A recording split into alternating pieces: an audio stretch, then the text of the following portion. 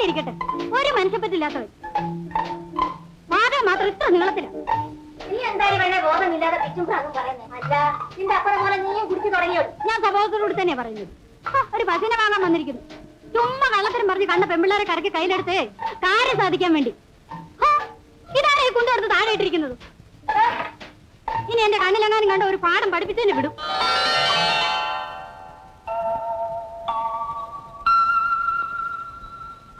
ആരാ? എന്തു വേണം? അല്ല, ഇവിടെ ഇടങ്ങേറ് കാണിക്കുന്ന ഒരു കുട്ടി പശു ഉണ്ടെന്ന് കേട്ടു. ഉണ്ടെങ്കിൽ ആർക്കാ നഷ്ടം? ഞങ്ങളെ ഇവിടെ കെട്ടിയിട്ടോളാം. എനിക്കും കെട്ടാൻ അറിയാം. ഞാനും ഒരു നല്ല കാളത്തിറകനാണ്. ആ കച്ചവടത്തിനേ വേറെ വല്ല ചന്തയിലും പോയാട്ടെ. ഒന്നുമില്ലമ്മേ, ആരോ ഒരു കാളത്തിറകൻ. ഞാൻ ഇവിടുത്തെ പശുവിനെ വാങ്ങാൻ വന്നതാ. എവിടാ നാട്? പേരെന്നതാ? അങ്ങ് തെക്കാണമ്മേ. പേര് പൗലോസ് ചേട്ടൻ. ഈ കൊച്ചിനെ കടിച്ചു തിന്നാൻ ചെന്ന നീ ഇതൊക്കെ എങ്ങനെ അറിയാ? അത് ചോദിച്ചു മനസ്സിലാക്കിയമ്മേ. ഞങ്ങൾ വഴിയിൽ വെച്ച് കണ്ടു. എന്നോട് പലതും ചോദിച്ചു. ഞാൻ നിനക്ക് സമാധാനം പറഞ്ഞു. ഇരുന്നാട്ടെ കുഞ്ഞ്, വന്ന കാലം നിന്നാലോ. ദീനാമേ,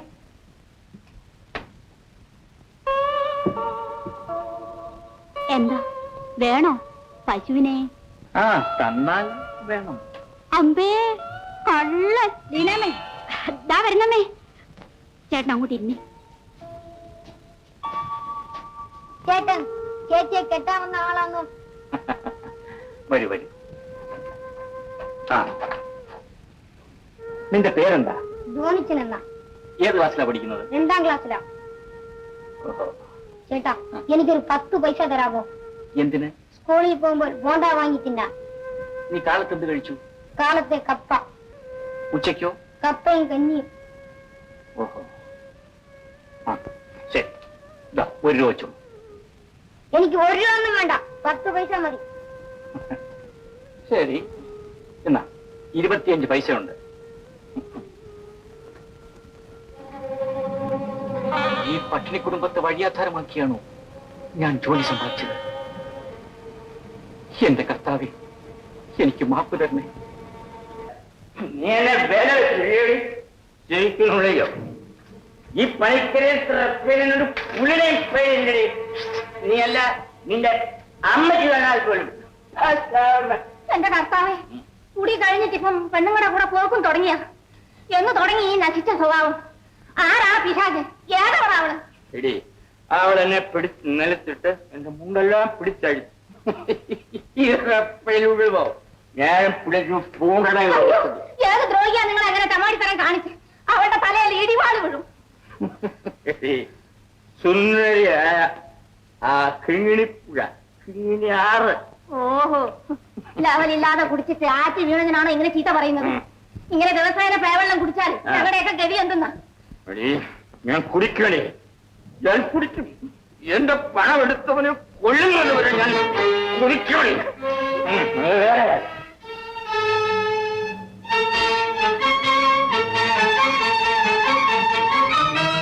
അല്ല, ചേട്ടൻ എങ്ങോട്ടാ പോകുന്നേ? എങ്ങോട്ടുമില്ല. അതല്ലേ ലീനയുടെ അപ്പൻ? അതെ. ലീനയുടെ അപ്പൻ എന്നെ ഉപദ്രവിക്കുമോ? ഇതെല്ലാം ചുമ്മാതാ ചേട്ടാ. കുടിച്ചാൽ അപ്പൻ ഇങ്ങനെ. ഏതായാലും ഞാൻ പോയിട്ട് ഇനി ഒരു ദിവസം വരാം. അയ്യേ, ചേട്ടൻ ഇത്രയ്ക്ക് തൊട്ടാവാടിയാന്നോ? ഞങ്ങളെ മനുഷ്യരെ പിടിച്ച് തിന്നുന്നവരൊന്നുമല്ല. നീ എന്തിനാണ് ഈ കള്ളനെ പോലീസുകാരെ പിടിച്ചോണ്ട് പോകുന്നതിന്റെ കൂട്ട് എന്നെ പിടിച്ചോണ്ട് പോകുന്നത്? നീ ആളുടെ പശുവിനെ വാങ്ങിക്കാൻ വന്നേ? അതെ. നിനക്ക് ഏത് പശുവിനെ വേണം? ഓ, ഇത് കേട്ടാ തോന്നുമല്ലോ ഇവിടെ ഒത്തിരി പശുക്കളുണ്ടെന്ന്. മണ്ട്, അത് മനസ്സറിഞ്ഞാണ് ഇവരിവിടെ വന്നിരിക്കുന്നത്. നിനക്ക് സാക്ഷാൽ പശുവിനെ വേണോ ഈ പെണ്ണിനെ വേണോ? നിങ്ങൾ എന്തൊരു ബോധമില്ലാത്ത ചോദ്യമാ ചോദിക്കുന്നേ? എനിക്ക് ബോധമുണ്ടോടാ? ഇടാ, ഞാൻ ബോധമുള്ളതാണോ? നല്ല ബോധമുണ്ട്. ആണോടാ? നല്ല ബോധമുണ്ട്. തലക്ക് കുറച്ച് ചെറുത്ത വരെ വന്നാട്ടെ. അപ്പൊ ഞാൻ പോകുന്നു. നീ ആ ബസ്സിലുണ്ടായിരുന്നു? ഏത് ബസ്? ഇടാ, നീ ആ ബസ്സിലുണ്ടായിരുന്നു? ഉണ്ടായിരുന്നു. എന്റെ പണം, കർത്താവേ, എന്റെ പണം വേണ്ടടാ. ഇതെന്തോരം കിറുക്കാ? എന്റെ പണം വേണ്ടടാ. കട്ടവനെ കണ്ടില്ലേല് കണ്ടവനെയാണോ ചോദിക്കുന്നേ? ചേട്ടോ കുഞ്ഞ്, ആ പണം പോയ മുതല് അത് ഞാൻ പരിചയമില്ലാത്ത ആരെ കണ്ടാലും ഈ ചോദ്യമാ ചോദിക്കുന്നത്. പിന്നെ മറ്റൊന്നും വിചാരിക്കരുത് കേട്ടാ. വന്നേ. ഞാൻ ഒന്നും വിചാരിച്ചില്ല എന്റെ കർത്താവേ, ഞാൻ പോകുന്നു. നീ പശുവിനെ വാങ്ങിക്കാൻ വന്നതാണെങ്കിൽ പണം എന്റെ തന്ന പശുവിനെ കൊണ്ടുപോയി. അല്ല, ഈ പെണ്ണിനെ മതിയെങ്കിൽ അതിനും വില പറഞ്ഞു വെച്ചപ്പോയി കൊണ്ടുപോയി.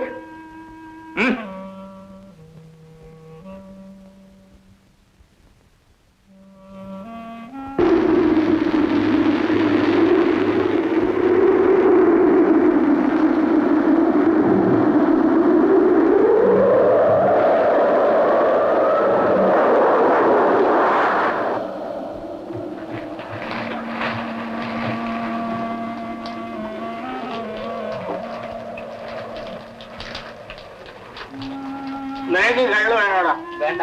ഇവിടെ നല്ല പശ വേണ്ടായേ. അപ്പോ നിനക്ക് പശുവിനെ വേണം. വേണം. എടേ ശോശേ, ശോശേ. എന്താ ലക്ക് വിട്ടോ? എടേ, നമ്മുടെ പശുവിനെ 750 രൂപയ്ക്ക് ഇവനെ വിറ്റിരിക്കുന്നു. കാശ് കൊണ്ടുപോകുന്നുണ്ടോടാ? ഉണ്ട്. 50 രൂപ അഡ്വാൻസ്. ഇങ്ങോട്ട് കൊടുത്തേ. അത് ഞാൻ എടുത്ത് കൊടുത്താലേ നേരെ അത് എടുത്തോണ്ട് കള്ളി ഷാപ്പിലോട്ട് പോകും. ബാക്കി 2900 രൂപ ഞാൻ 10 ദിവസം കൊണ്ട് തന്നിട്ട് പശുവിനെ കൊണ്ടുപോയിക്കോളാം. എന്റെ മോളെ കെട്ടിച്ചു കൊടുക്കുന്ന വീട്ടിൽ കൊടുത്തയക്കാൻ വേണ്ടി ഒന്നുപോലെ വളർത്തിയതാ ആ പശുക്കിടാതെ. ദൈവം നേരുകാരനാമീ. ഞങ്ങളുടെ രൂപ എടുത്തവനെ പാമ്പ് കൊത്തും, അല്ലെങ്കിൽ അവന്റെ തലയിൽ വെള്ളിടി. ഞാൻ വന്നിട്ട് നേരെ ഒരുപാട് ഇരിക്കും. ഇച്ചിരി കാപ്പി കുടിച്ചിട്ട് പോകാം. നിങ്ങൾ വന്നാട്ടെ വല്ലത് കഴിക്കാം. അപ്പൊ നിനക്ക് കള്ളു വേണ്ട? വേണ്ട. കള്ളുകൂടിയ നിനക്ക് ഇതിന്റെ ഗുണം അറിയാമോ? പിച്ചാത്തി എന്ത് ചെയ്യടി? ഇതാണ്ടേ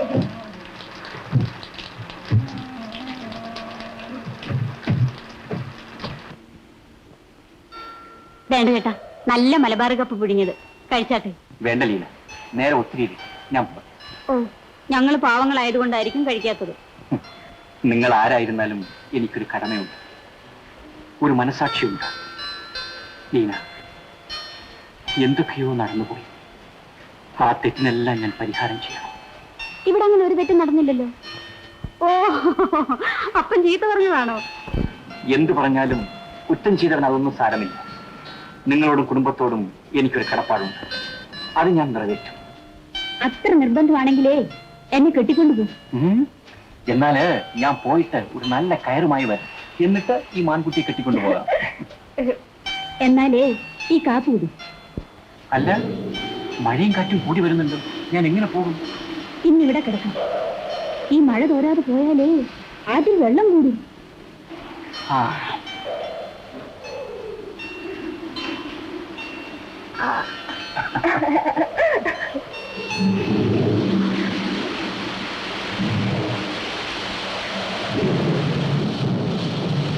എന്റെ സാരിയാ. വേണ്ട ലീന. അയ്യോ, തണുപ്പോണ്ട് ചേട്ടന് പനി പിടിക്കും. നല്ല സുഖമായിട്ട് കിടന്നുറയും. ശരി, ആയിക്കോട്ടെ. ലീന, ഇവിടെ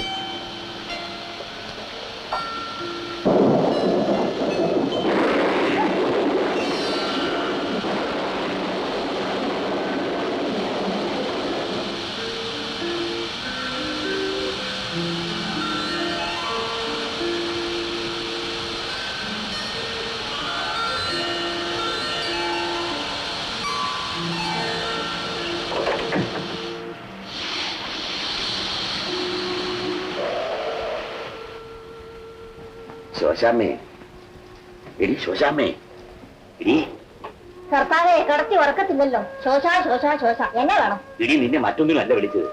ആ ചെറുക്ക പോയോടി. അവൻ ആ തിണ്ണയിൽ കിടക്കുന്നു. അവളെന്തേ ലീന? അവിടെ അടുത്ത മുറിയില്ല. എടി ശോശാമ്മേ, അവനാ ജനലിൽ കൂടെ അവിടെ മുറിയിലെങ്ങാനും കയറുകൂടി. അതേ നിങ്ങളുടെ സ്വഭാവം. ആ, ഏതായാലും പിച്ചാത്തി കൈ ഇരിക്കട്ടെ. വല്ല ശബ്ദം ഉണ്ടാകുന്നതിന് വിളിച്ചേക്കണം കേട്ടോ.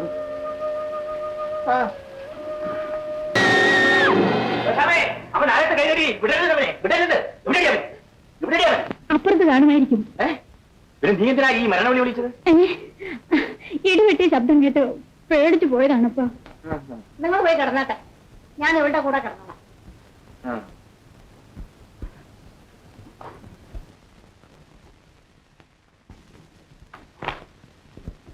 Very good. നിങ്ങൾ വളരെ ഭംഗിയായ അക്കൗണ്ട് മെയിൻറ്റെയിൻ ചെയ്തിട്ടുണ്ട്. മൊത്തം 75,000 രൂപ ഉണ്ടായിരുന്നു, അത് ഉടനെ ബാങ്കിലിട്ടു. ബസ് കളക്ഷൻ അത് 16,646 രൂപ ഉണ്ടായിരുന്നു, അതും ബാങ്കിലിട്ടു. ശരി. വെൽ, ഇത്തവണ തൊഴിലാളികൾക്ക് 4 മാസത്തെ ശമ്പളം ബോണസ് ആയിട്ട് കൊടുക്കാൻ തീരുമാനിച്ചിരിക്കുകയാണ്. തുക മൊത്തമായിട്ട് കൂട്ടി ചെക്ക് ചെയ്ത് വെച്ചെന്നാൽ ഞാൻ ഒപ്പിട്ട് തരാം. ഓക്കെ, ശരി, ഞാൻ വരാം.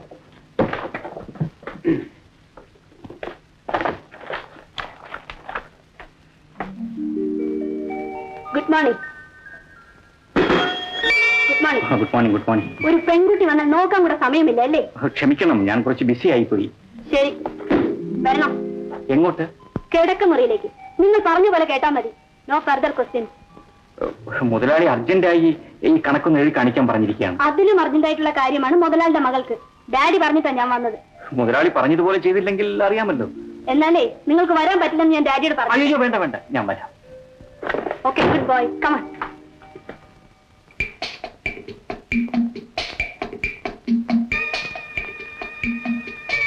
ഒരു സംശയം, ഇതിലേതാണ് ഏത് പെണ്ണ്? മമ്മി പറയുന്നത് രണ്ടും ആണാണെന്ന്. കൊള്ളാം, ഇതാണോ അർജന്റ്? എനിക്ക് ഓഫീസിൽ 100 കാര്യങ്ങളുണ്ട്. ഹേ മിസ്റ്റർ, ഡാഡി പറഞ്ഞാണ് സംശയം തീർക്കണമെന്ന്. ശരി, ഇതാ കറുത്തതാണ്, വെളുത്തത് പെണ്ണ്. എന്താ മതിയോ? എങ്ങനെ മനസ്സിലായി? എന്തൊരു ബാലിശങ്ങളായ ചോദ്യങ്ങളാണ്. ശരി, ഈ ആണ് എന്തുകൊണ്ട് പെണ്ണിന്റെ അടുത്ത് പോകുന്നില്ല? ഇഷ്ടമില്ലായിരിക്കും. എന്തുകൊണ്ട് ഇഷ്ടമില്ല? ഇങ്ങനെയൊക്കെ ചോദിച്ചാൽ വിഷമിച്ചു പോകത്തേ ഉള്ളൂ. ശരി, ഒരു ഉദാഹരണം. ഞാൻ ഇവിടെ ഒരു പെണ്ണ് ഫ്രീ ആയി നിൽക്കുകയാണ്. സാർ എന്തുകൊണ്ട് സ്നേഹിക്കുന്നില്ല? എന്ന് പറഞ്ഞാൽ കണ്ട ഉടനെ അങ്ങ് സ്നേഹിക്കാൻ ഒക്കുമോ? അതിന് കുറച്ച് ദിവസങ്ങളൊക്കെ ആകും. സാധാരണ സാറിന് എത്ര ദിവസം വേണം സ്നേഹിക്കാൻ? ഒരു 2-3 ആഴ്ചയെങ്കിലും വേണ്ടേ? ശരി, സമ്മതിച്ചു. ഇന്ന് മുതൽ 3 ആഴ്ചയ്ക്കാവും എന്നെ സ്നേഹിച്ച് സാറിന്റെ സത്യം പാലിക്കണം. അയ്യോ റോസി, ഞാൻ വെറുതെ കളിതമാശയ്ക്ക് പറഞ്ഞു പോയതാണ്. No argument. എന്നാലേ കളി കാര്യമായെന്ന് ഞാൻ ഡാഡിയോട് പറഞ്ഞേക്കാം. അയ്യോ Rosy. Mister Paulose, sir, sir, നിങ്ങൾ അവിടെ എന്ത് ചെയ്യുന്നു? നിങ്ങളെ ഞാൻ ഏൽപ്പിച്ചിരുന്ന ജോലിയെല്ലാം നിങ്ങൾ ചെയ്ത് തീർത്തോ? ഞാൻ ഓഫീസിൽ നിന്നിപ്പോ മുതലാളിയുടെ മകൾ അവിടെ എന്നെ അന്വേഷിച്ച് നാട്ടിൽ നിന്ന് ഒരാൾ വന്നിരുന്നു. ഓ, അതിനിടയിൽ ഇവിടെ ഒന്ന് ശല്യപ്പെടുത്തിയിരിക്കല്ലേ? പക്ഷെ വളരെ ഇന്നസെന്റ് ആണ് മുതലാളി. Thank you mister Innocent. By the way, നിങ്ങൾ എസ്റ്റേറ്റിൽ പോയി 50,000 രൂപ വാങ്ങിച്ചിട്ട് വേണം. Take my car, okay? ശരി മുതലാളി. ഒന്നുമില്ല ഡാഡി, ഡാഡിയുടെ വടി കൊണ്ടതാണ്. സോറി. ഞാൻ പണ്ടത്തെ പട്ടിണി തൊമ്മിയാശാനൊന്നും അല്ല. ഇപ്പം എന്റെ മകന്റെ നിലവാരം എന്തോന്ന് അറിയാമോ? അവൻ ആ മോട്ടാർ കമ്പനി, അവന് ശമ്പളം എന്തുവാ എനിക്ക് പറഞ്ഞു, അവന് പറഞ്ഞൂടാ, അവന്റെ മുതലാളിക്ക് പറഞ്ഞൂടാ. അങ്ങനെ അതിന്റെ കിടപ്പ് എല്ലാം അറിഞ്ഞതിന് ശേഷമാ 5,000 രൂപ പൗലോസിന് സ്ത്രീധനം കൊടുക്കാമെന്ന് പെണ്ണു വീട്ടുകാർ സമ്മതിച്ചത്. അത് ന്യായമാ. 4 പേര് കേട്ടാലും ഇരക്കാത്തൊരു തുക നമ്മൾ ചോദിക്കരുത്. നീ പോയി നമ്മളെ അവിടുന്ന്. എന്റെ മോനെ കിട്ടണമെന്നുണ്ടല്ലോ.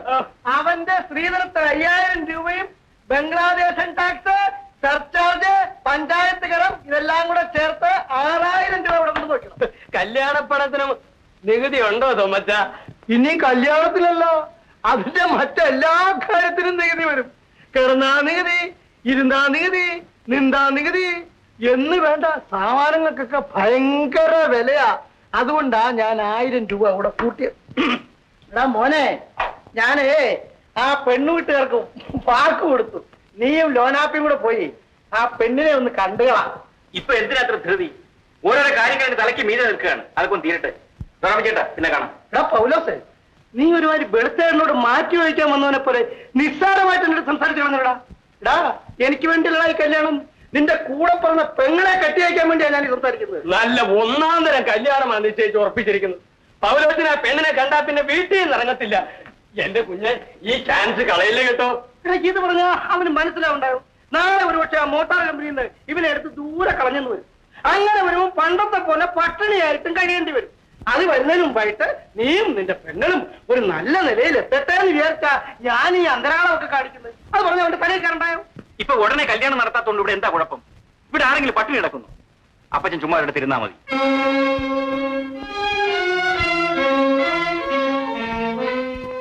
ഞാൻ ഇരുന്നോളാം അവിടെ. എന്റെ മോന്റെ കൽപ്പനയല്ലേ, അവനല്ലേ ഞങ്ങൾക്ക് ചെലവിന് തരുന്നത്. ഞാൻ തെണ്ടി കിടപ്പാടമില്ലാത്ത 10 കാശ് എന്റെ കയ്യിലുണ്ടായിരുന്നെങ്കിൽ നീ ഇത് പറയുമായിരുന്നോടാ. എന്റെ മോ പൊക്കോ പൊക്കോ.